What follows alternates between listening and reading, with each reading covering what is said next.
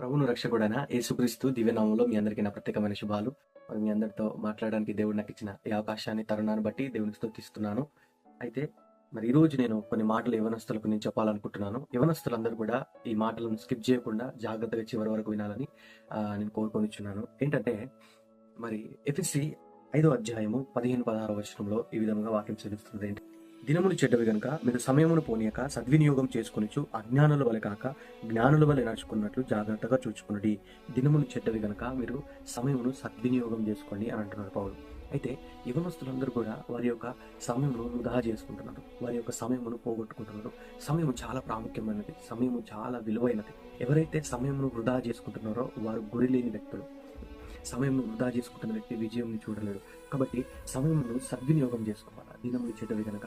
కాబట్టి మరి టైంను వృధా చేసుకుంటూ చెలవిడిగా తిరుగుతున్నారు. చాలా మంది మద్యపానానికి బానిస అవుతుంటే వారి యొక్క జీవితంలో పతనం చేసుకుంటారు.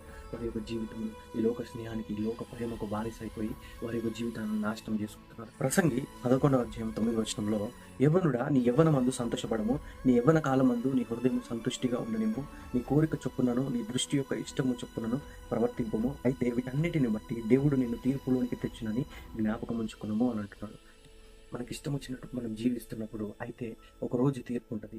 ఒకరోజు తీర్పు దినాన మనం దేవుని ముందు నిలబడే సమయం వస్తుంది. ఒకరోజు తీర్పులోనికి వెళ్తాం. అది జ్ఞాపకం ఉంచుకోవాలి. ఎందుకు నేను ఈ మాటలు చెప్తున్నాను అనంటే, బాప్తిజం తీసుకొని పరిశుద్ధాత్మను పొందుకొని మరి అభిషేకించబడి ఏదో నామకే వాస్తే నామకార్థంగా మందిరానికి వెళ్ళడం రావడం మరి నా జీవితం ఉన్నప్పుడు దేవుడు నన్ను కళ ద్వారా దర్శించడం జరిగింది. చూడండి, ఆ కళలో ఒక వ్యక్తి నాతో మాట్లాడుతున్నాడు. ఏంటిదంటే, ఆ వ్యక్తి నన్ను ప్రశ్నిస్తున్నాడు, ఈ రోజు నువ్వు ప్రార్థించినావా అన్నప్పుడు నేను అంటున్నా, అవును నేను ప్రార్థన చేసుకున్నా అని చెప్పేసి నేను చెప్పడం జరిగింది. అయితే నా లోపల నేను ప్రార్థనలో ఉండలేను అని నాకు తెలుసు. అయ్యో నేను ప్రార్థనలో ఉండలేను కదా, ఈ వ్యక్తి నన్ను అడుగుతున్నాడు ప్రార్థన చేస్తున్నావా అని అడుగుతున్నాడు. అయితే నేను అవును నేను ప్రార్థన చేస్తున్నా అని చెప్పాను. అయితే అవి మరలా ఇంకొక ప్రశ్న అడుగుతున్నాడు. ఏంటంటే, నువ్వు వాక్యం చదువుతున్నావా అంటే, అవును నేను వాక్యం చదువుతున్నా, కానీ నా లోపల మాత్రం నేను వాక్యం చదవట్లేదు. సరే నేను ఇంటికి వెళ్ళినాక చదువుతా అని చెప్పేసి అన్ని అతనికి అబద్ధాలు. ఆయన అడిగిన, ప్రార్థన చేస్తున్నావా అని అంటే, నేను అబద్ధం చెప్పిన, ప్రార్థన చేస్తున్నాను. వాక్యం చదువుతున్నావు అంటే, వాక్యం చదువుతున్నాను అబద్ధం చెప్పిన. వాళ్ళు నన్ను ఒక ప్రశ్న వేసింది. ఏంటంటే, దేవుని రాకడ కొరకు సిద్ధపడుతున్నావా అంటే, అవును నేను సిద్ధపడుతున్నా, కానీ దేవుని రాకడ ఇప్పుడు మాత్రం రాదు, తప్పకుండా వస్తుంది. నేను సిద్ధపడుతున్నా అని చెప్పేసి అనుకుంటున్నా, కానీ నేను సిద్ధపడలేదు. నాకు తెలిసి నేను ప్రార్థన చేసుకుంటా, అవును నేను సిద్ధపడాలి కదా, అవును నేను ప్రార్థనలో ఉండాలి కదా, నేను వాక్యం చదవాలి కదా, నేను సిద్ధపడాలి కదా అని అనుకుంటా ఉన్నా.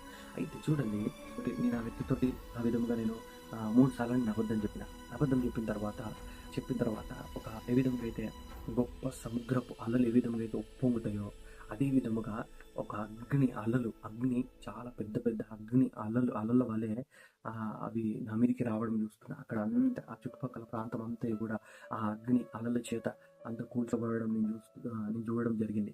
అప్పుడు అవన్నీ తరుముకుంటూ నా దగ్గరకు వస్తున్నప్పుడు నేను అప్పుడు అవన్నిటిని చూసి తిరిగి నేను పరిగెడదామని అనుకొని కళ్ళు మూసుకొని, ప్రభువా నన్ను క్షమించు అని చెప్పేసి నేను దేవుని సన్నిధిలో వేడుకోవడం జరిగింది. వేడుకున్న తర్వాత వెంటనే ఆ కళ ఆగిపోయిన తర్వాత మరలా నేను లేచిన తర్వాత నాకు ఆ కళ గుర్తుకొచ్చింది. ఆ కళ గుర్తుకొచ్చిన తర్వాత నేను దేవుని సన్నిధిలో మరి ఆ కళను బట్టి, అవును దేవుడు ఈ కళ ద్వారా దేవుడు నన్ను దర్శించాడు, నన్ను హెచ్చరించాడు, నేను సరి చేసుకోవాలా, నేను సిద్ధపడాలని, ప్రార్థన చేయాలని, వాక్యం చదువుకోవాలా అని అప్పటి నుంచి నేను ఎప్పుడైతే ఆ కళ ద్వారా దేవుడు నన్ను దర్శించిండు అని నేను లోబడి ఎప్పుడైతే నేను దేవునికి సరెండర్ అయినో, ఎప్పుడైతే నేను ప్రార్థన చేయడం మొదలుపెట్టినో, ఎప్పుడైతే నేను కన్నీరు గార్చి పశ్చాత్తాపం కలిగి నేను దేవుని సన్నిధిలో క్షమాపణ కోరినో, అప్పటి నుంచి ప్రత్యేకమైన దేవుని సన్నిధి, దేవుని యొక్క కృపను ఆవరించి ప్రతి విషయంలో దేవుడు తోడుగా ఉండి ఆత్మను వర్ధింపజేసి అన్ని విషయంలో నన్ను వర్ధింపజేసి దేవుడు నన్ను గొప్పగా వాడుకోవడం నేను చూస్తున్నా. కాబట్టి దేవునికి సరెండర్ కావాలి. మరి నువ్వు ప్రార్థనలో ఉంటున్నావా, మరి దేవుని సన్నిధికి దూరం అవుతున్నావా, మరి లోక స్నేహానికి బానిస అవుతున్న వల్ల జ్ఞాపకం చేసుకో. అయితే యోసేపు పాపం నుంచి పారిపోయాడు. హల్లెలూయా. పాపం నుంచి పారిపోయాడు. దేవుని తన పట్ల కలిగిన ఉద్దేశం నెరవేర్చబడాలని, దేవుడు తన పట్ల కలిగి ఉన్న ప్రణాళిక నెరవేర్చబడాలని యోసేపు పాపం నుంచి పారిపోవడం జరిగింది. హల్లెలూయా. ఈరోజు పాపం నుంచి నువ్వు పారిపోతే దేవుడు నిన్ను బలమైన సాధనంగా నిన్ను వాడుకొనబోతున్నాడు. దేవుడు తన అభిషేకం చేత నిన్ను నింపబోతున్నాడు. హల్లెలూయా. ఈరోజు ఒక తీర్మానం తీసుకో. ప్రభువా నేను నీకు దూరమైన, ప్రభువా ఈ రోజు నీ సన్నిధిలోనికి వస్తున్నా, ప్రభువా ఈ రోజు నీకు నేను సరెండర్ అవుతున్నా, ప్రభువా తండ్రి ఈ రోజు నుంచి నేను ప్రార్థనలో ఉంటా, నేను వాక్యం చదువుతా అని చెప్పేసి నువ్వు ఒక నూతనమైన తీర్మానం తీసుకో. దేవుడు నేను నూతనమైన అభిషేకంతో నింపుతాడు, నూతనమైన శక్తితో నింపుతాడు. దేవుడు నూతన సృష్టిగా దేవుడు నేను మారుస్తాడు. మరలా దేవుడు నేను రీస్టోర్ చేస్తాను. హల్లెలూయా. God bless you. దేవుని అందరినీ దీవించుగాక. ప్రార్థన అవసరతల కొరకు కింద కనబడుతున్న నెంబర్కి కాల్ చేయండి. తప్పకుండా నేను మీ అందరి నిమిత్తం ప్రార్థన చేస్తాను.